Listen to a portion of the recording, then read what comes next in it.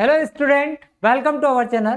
प्यारे विद्यार्थियों, आज के इस वीडियो में हम क्लास 12th एमपी बोर्ड के विद्यार्थियों के लिए अध्याय 11 से अध्याय 14 तक के सारे इंपॉर्टेंट एमसीक्यू पे चर्चा करने वाले हैं। आइए शुरुआत करते हैं। प्यारे विद्यार्थियों, सबसे पहला प्रश्न है कि कौन सा सिद्धांत प्रकाश के तरंग और कण दोनों रूपों के समझाने में सहायता करता है। Which principle helps to explain both wave and particle nature of light? Planck का क्वांटम सिद्धांत, प्लांक क्वांटम थ्योरी, न्यूटन का गति विज्ञान, न्यूटन्स मैकेनिक्स, आइंस्टाइन का सापेक्षता सिद्धांत, Einstein theory of relativity, de Broglie परिकल्पना, डी ब्रोगली, ठीक है, हाइपोथेसिस। प्यारे विद्यार्थियों, डी ब्रोगली ऐसे वैज्ञानिक हैं जिन्होंने कहा कि प्रकाश पार्टिकल और वेव दोनों ही नेचर का होता है, जबकि हाइगन साहब कहते थे कि जो लाइट है, ये प्रकाश है, वो तरंग के रूप में चलता है, और न्यूटन कहते हैं कि प्रकाश कणिका के रूप में चलता है, कण के रूप में चलता है। तो कौन थे? De Broglie. आपका करेक्ट आंसर हो गया डी ब्रोगली। प्रकाश विद्युत प्रभाव को कौन समझा पाया था? Who successfully explain the photo electric effect? Niels Bohr's, Ernst Rutherford, Albert Einstein या मैक्सवेल?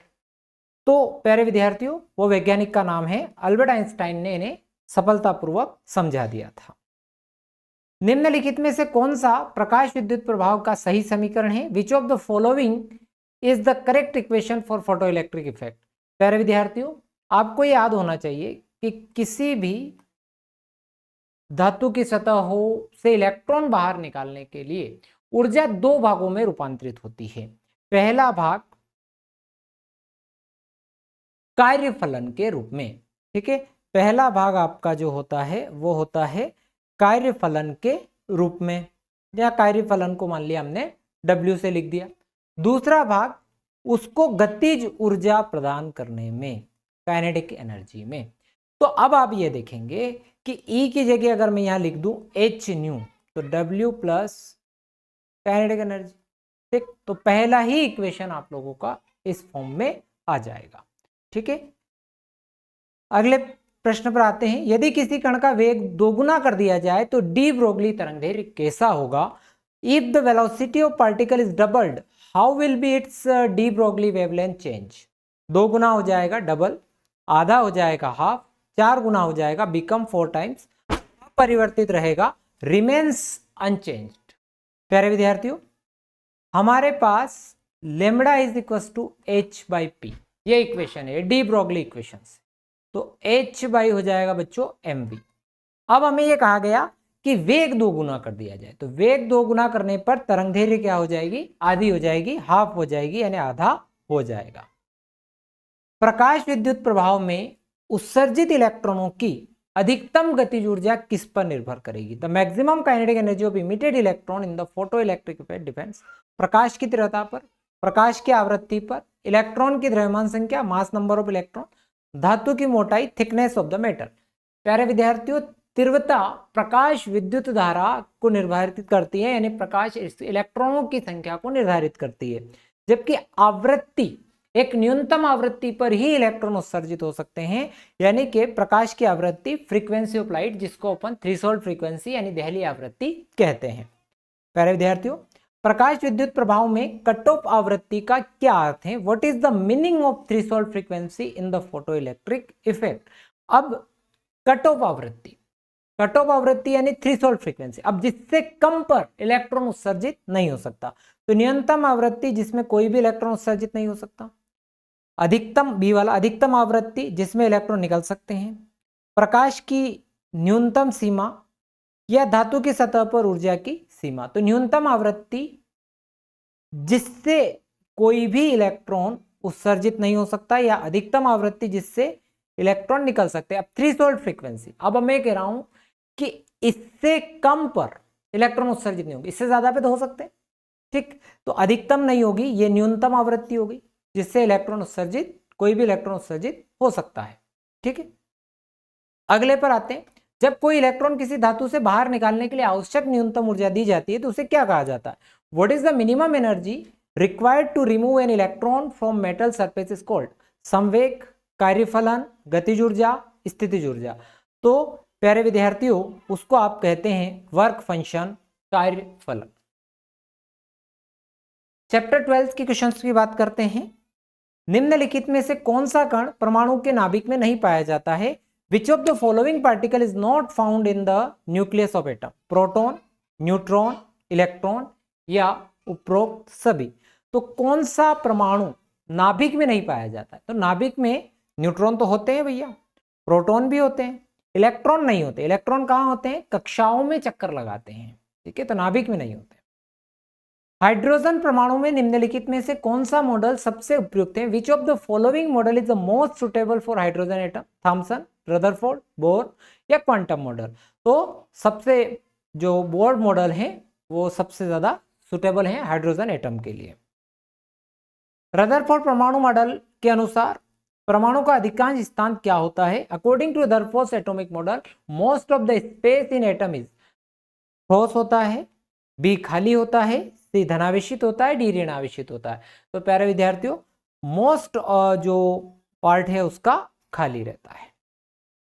निम्नलिखित में से कौन सा कण परमाणु के नाभिक में नहीं होता? विच of the following particle is not present in the nucleus of atom? Proton बिल्कुल होते हैं, न्यूट्रॉन होते हैं, कौन नहीं होता? तो इलेक्ट्रॉन नहीं होता। रदरफोर्ड ने अपने प्रयोग में किस कण का उपयोग किया था? Which particle was used by Rutherford in experiments? Beta कण, अल्फा कण, गामा किरणें या इलेक्ट्रॉन? तो आप सब जानते हैं कि अल्फा पार्टिकल का उन्होंने यूज किया था, अल्फा कणों का उन्होंने यूज किया था। परमाणु मॉडल में ऊर्जा स्तरों की व्याख्या सबसे पहले की थी? Who first explain the energy level in the atomic model? Nils bore, Ernst Rutherford, max Planck या डी ब्रोगली? तो निल्स बोर ऐसे वैज्ञानिक है। बोर के अनुसार इलेक्ट्रॉन ऊर्जा का उत्सर्जन या अवशोषण कब करते हैं? According to Bohr, when do electron emit और एब्जॉर्ब? जब वे एक कक्षा से दूसरी कक्षा में जाते हैं। When they move from one orbit to another orbit? वे स्थिर कक्षा में होते हैं। When they are stable orbit? जब वे नाभिक के अंदर होते हैं। When they are inside the nucleus? जब वे नाभिक के बाहर होते हैं। When they are outside the nucleus? जब भी एक इलेक्ट्रॉन जब एक कक्षा से दूसरी कक्षा में जाता है, अगर वो ऊपर कक्षा से नीचे की कक्षा में आ रहा है तो ऊर्जा उत्सर्जित करेगा, नीचे कक्षा से ऊपर कक्षा में जा रहा है तो ऊर्जा को अवशोषित करेगा। यानी कि एक कक्षा से जब दूसरी कक्षा में जाते हैं तो वे ऊर्जा को अवशोषित या उत्सर्जित करते हैं। इलेक्ट्रॉन का द्रव्यमान कितने किलोग्राम के बराबर होता है? सभी को याद होना चाहिए, 9.1 गुणित 10⁻³ किलोग्राम के बराबर, जो कि पहला ऑप्शन है। निम्नलिखित में से किसने परमाणु के प्लम पुडिंग मॉडल का प्रस्ताव दिया था? Who propose the plum pudding model of the atom? J Thomson साहब ने, रदरफोर्ड ने, निल्स बोर ने या श्रोडिंगर ने? तो किसने दिया था? इसको थॉमसन मॉडल के नाम से जाना जाता है, जे थॉमसन साहब ने दिया था। ठीक, चैप्टर 13 के क्वेश्चंस देखते हैं। परमाणु नाभिक में कौन से कण होते हैं? Which particle are present in atomic nucleus? केवल प्रोटॉन, केवल न्यूट्रॉन, प्रोटॉन और न्यूट्रॉन, प्रोटॉन, न्यूट्रॉन, इलेक्ट्रॉन? तो केवल प्रोटॉन और न्यूट्रॉन होते हैं नाभिक के अंदर। प्रोटॉन और न्यूट्रॉन को सामूहिक रूप से क्या कहा जाता है? न्यूक्लियॉन्स, फर्मियॉन्स, क्वार्क्स और बेरियॉन्स। तो क्या बोलते हैं उनको? न्यूक्लियॉन्स के नाम से जाना जाता है। नाभिक संलयन प्रक्रिया स्वाभाविक रूप से होती है, कहाँ होती है? Where does the nuclear fusion neutrally occurs? परमाणु रिएक्टर में, सूर्य अन्य तारों में, कार्बन डेटिंग में और या रेडियोएक्टिविटी में? तो सूर्य और अन्य तारों में, in the sun and other stars. नाभिकीय संलयन की प्रमुख विशेषता क्या है? What is the main feature of nucleus fusion? हल्के नाभिकों को भारी नाभिक में विलय, light nuclei fuse to form of heavier nucleus, भारी नाभिक का विखंडन, splitting of the heavy nucleus, neutron का उत्सर्जन, केवल गामा किरणों का उत्सर्जन यानी only emission of gamma rays. नाभिकीय संलयन की प्रक्रिया जो है वो हल्के नाभिक से भारी नाभिक बनाने में होती है। नाभिकीय विखंडन में क्या होता है? What happens the nuclear fusion? भाई हल्के नाभिक जो हल्के नाभिकों में बढ़ जाता है, भारी नाभिक टूटकर, तो एक भारी नाभिक हल्के नाभिकों में विभाजित हो जाता है, पहला ही ऑप्शन है। देखो आप लोगों के पास भी बहुत कम समय है परीक्षा के हिसाब से, इसीलिए मैं भी स्पीड के साथ चीजों को बताते हुए चल रहा हूँ, एक रिवीजन फॉर्म में चल रहा हूँ। नाभिकीय संलयन के न्यूनतम तापमान लगभग कितना होना चाहिए? What is the approximate minimum temperature required for nuclear fusion? ठीक है, तो 1 मिलियन के आसपास होना चाहिए। हम लोग पढ़ते हैं भी कि नाभिकीय संलयन अभिक्रिया जो है उच्च ताप पर होती है, इसीलिए प्रयोगशाला में संभव नहीं है। नाभिक में प्रोटॉन को एक साथ कौन सा जो बल है बांध रख सकता है, गुरुत्वाकर्षण बल, विद्युत चुंबकीय बल, या मजबूत नाभिकीय बल, या कमजोर। देखो उनके बीच में जो रखता है strong nuclear force, which force hold together in the nucleus, तो वो है स्ट्रॉन्ग न्यूक्लियर फोर्स। रेडियोधर्मिता की खोज किसने की थी, who discovered the radioactive, Madam Curie, Henri Becquerel, Ernest Rutherford और निल्स बोर, तो इसके लिए हेनरी बेकरल का नाम आ जाएगा। यदि किसी तत्व के परमाणु नाभिक में समान प्रोटॉन लेकिन भिन्न भिन्न न्यूट्रॉन संख्या होती है तो उन्हें क्या कहते हैं, if the atomic nucleus in element has the same number of protons but different number of neutrons, तो उनको प्रोटॉन समान है यानी कि उनका स्थान फिक्स हो गया तो उनको कहते हैं समस्थानिक। किसी नाभिक की द्रव्यमान संख्या किसे कहते हैं, तो केवल प्रोटॉनों की संख्या को, केवल न्यूट्रॉनों की संख्या को, प्रोटॉन और न्यूट्रॉन की कुल संख्या को, ठीक है, प्रोटॉन और न्यूट्रॉन की जो कुल संख्या होती है उसे अपन क्या कहेंगे, द्रव्यमान संख्या कहेंगे। ठीक है, अगला है, निम्नलिखित में से कौन सा नाभिकीय विखंडन का एक उदाहरण है, which of the following an example of nucleus, hydrogen bomb, सूर्य में ऊर्जा उत्पादन में, परमाणु बम में, या इनमें से कोई नहीं। तो जो परमाणु बम होता है, हाइड्रोजन बम जो है नाभिकीय संलयन पर और परमाणु बम जो है नाभिकीय विखंडन पर आधारित होते हैं।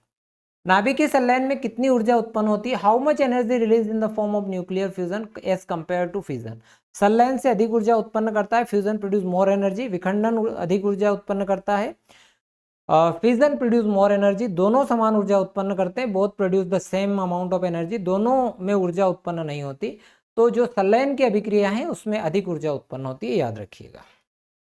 नाभिकीय संलयन में कौन से तत्व भाग लेते हैं, which element participate in the nuclear fusion, ठीक है, हाइड्रोजन और उसके समस्थानिक, यूरेनियम थोरियम, कार्बन नाइट्रोजन और लिथियम बेरियम, तो इसमें हाइड्रोजन और उसके समस्थानिक भाग लेते हैं, hydrogen is isotopes. Chapter 14, p type अर्धचालक में कौन सा आवेशवाहक मुख्य होता है, which charge carrier are predominants in the p type semiconductor, तो पी टाइप में होल्स जो होते हैं मुख्य होते हैं। एन टाइप अर्धचालक में किसे डोप किया जाता है, कैसे बनाया जाता है, मतलब N type semiconductor doped with, यानी कि आप इसमें पेंटावेलेंट टाइप की इंप्योरिटी मिलाकर बनाते हैं, यानी कि पंच संयोजी, हिंदी वाले पंच संयोजी। जर्मेनियम और सिलिकॉन अर्धचालक होते हैं क्योंकि why are germanium and silicon semiconductors, तो इनकी संयोजकता 4 होती है, इनकी वैलेंसी कितनी होती है, 4 होती है। डायोड एक उदाहरण है, ए diode is an example of metal, धातु, अर्धचालक, सेमीकंडक्टर, इंसुलेटर, सुपरकंडक्टर, तो ये एक अर्धचालक का उदाहरण है diode, PN junction diode. PN junction diode को किस रूप में उपयोग किया जाता है, what is the PN junction diode used, filter, rectifier, amplifier, transformer, तो रेक्टिफायर के रूप में ये उपयोग होता है।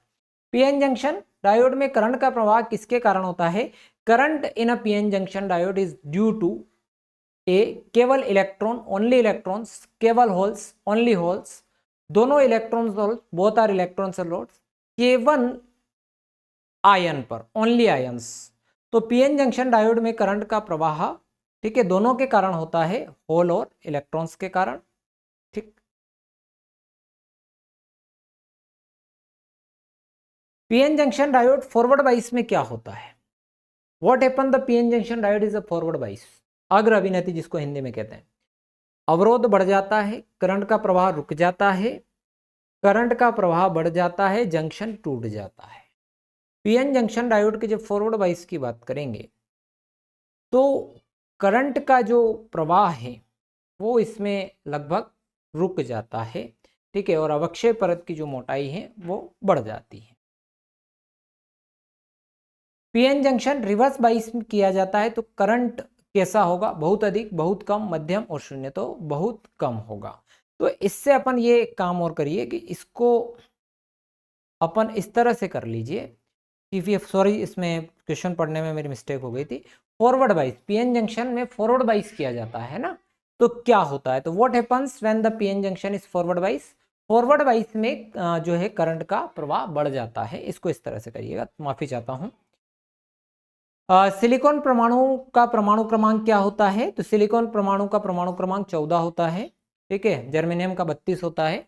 किस प्रकार का अर्धचालक शुद्ध अर्धचालक में अशुद्धि मिलाकर बनाया जाता है, which type of semiconductor formed by adding the impurity to a pure semiconductor, intrinsic अर्धचालक, एक्सट्रिंसिक, या धातु या इंसुलेटर, तो एक्सट्रिंसिक टाइप के। किस प्रकार का अर्धचालक? शुद्ध अर्धचालक में अशुद्धि मिला के बनाया जाता है। तो एक्सट्रिंसिक जो कि पी टाइप होते हैं, एन टाइप होते हैं, है ना। एक्सट्रिंसिक मतलब जिसको आप हिंदी में कहते हैं अपद्रव्य। सिलिकॉन का प्रतिबंधित ऊर्जा अंतराल बैंड गैप कितना होता है? What is the band gap of silicon? Silicon की बैंड गैप लगभग 1.1 इलेक्ट्रॉन वोल्ट होती है। पीएन जंक्शन का परावर्तन क्षेत्र यानी डिप्लीशन लेयर क्या होता है? What is the depletion layer region in a PN junction है? परावर्तन क्षेत्र या फिर इसको अवक्षेप परत कहते हैं। इलेक्ट्रॉन और होल्स की उच्च सांद्रता का क्षेत्र होता है। कोई भी आवेश वाहक नहीं होने का क्षेत्र होता है। तो कोई भी आवेश वाहक नहीं होंगे, इसमें निश्चल आयन होते हैं। पीएन जंक्शन डायोड का उपयोग बात होगी हमारी रेक्टिफायर के रूप में होता है। एन टाइप अर्धचालक में चार्ज कैरियर कौन होते हैं? तो ये भी हमारी चर्चा क्लियर है कि इसमें कौन होते हैं? तो इलेक्ट्रॉन्स होते हैं। अर्धचालकों में कौन सा बंधन पाया जाता है? Which type of bonding is found is the semiconductor? तो सेमीकंडक्टर के अंदर कोवेलेंट बॉन्ड यानी सहसंयोजक बंध पाए जाते हैं। जेनर डायोड का उपयोग मुख्य रूप से बाइसिंग में उपयोग किया जाता है। Zener diode is primarily used in the which biasing? Forward, reverse और शून्य या ऑटोमेटिक, यानी कि इसका यूज जो होता है बच्चों रिवर्स बाइस के रूप में होता है। जर्मेनियम में प्रतिबंधित ऊर्जा अंतराल कितना होता है, यानी बैंड की गैप कितनी होती है? तो जर्मेनियम के अंदर जो बैंड गैप होती है वो 0.7 होती है। पी अर्धचालक में कौन सी अशुद्धि मिलाई जाती है? तो त्रिसंयोजी यानी ट्राइवेलेंट, है ना। Which impurity added to p type semiconductor? तो ट्राइवेलेंट टाइप। अर्धचालकों में चालकता किसके कारण उत्पन्न होती है? तो what cause conductivity in semiconductor? मुक्त इलेक्ट्रॉन, छिद्रों, आयनों। तो इसमें ए और बी दोनों आ जाएंगे। अर्धचालक हैं तो चालकता होलो और छिद्रों दोनों के कारण होती है, ठीक है। जब अगला है कि जब अर्धचालक को 0 केल्विन ताप पर ठंडा किया जाता है तो इसकी चालकता, देखो ताप बढ़ाने पर चालकता बढ़ती है अर्धचालक, ठीक है। और ताप अब उसको ठंडा कर रहे हैं तो उसकी चालकता क्या हो गई चाहिए? कम हो जाती है। तो ये चालक बन जाता है, अर्धचालक बन जाता है, ये कुचालक बनता है। बिल्कुल ठंडा करने पर ये किधर जाएगा? कुचालक की ओर जाएगा। यदि तापमान बढ़ता है तो अर्धचालक की चालकता पे क्या प्रभाव पड़ेगा? What happen is the conductivity of semiconductor as a temperature increase? बढ़ जाती है, घट जाती है, अपरिवर्तित रहती है, पहले घटती है फिर बढ़ती है। तो यदि तापमान बढ़ेगा तो अर्धचालक की चालकता भी बढ़ेगी, क्योंकि प्रतिरोधकता क्या हो जाएगी? घट जाती है। तो चालकता क्या हो जाएगी? बढ़ जाएगी। प्रतिरोधकता घटती है, चालकता बढ़ जाती है। प्यारे विद्यार्थियों, मैंने कोशिश करी कि एक हल्का सा रिवीजन हो जाए, इसलिए मैंने इस टाइप का वीडियो बनाया। यदि आपको वीडियो पसंद आया हो तो चैनल को सब्सक्राइब करिएगा, अपने दोस्तों के साथ शेयर करना मत भूलना। थैंक यू वेरी मच, मिलते हैं नेक्स्ट वीडियो में।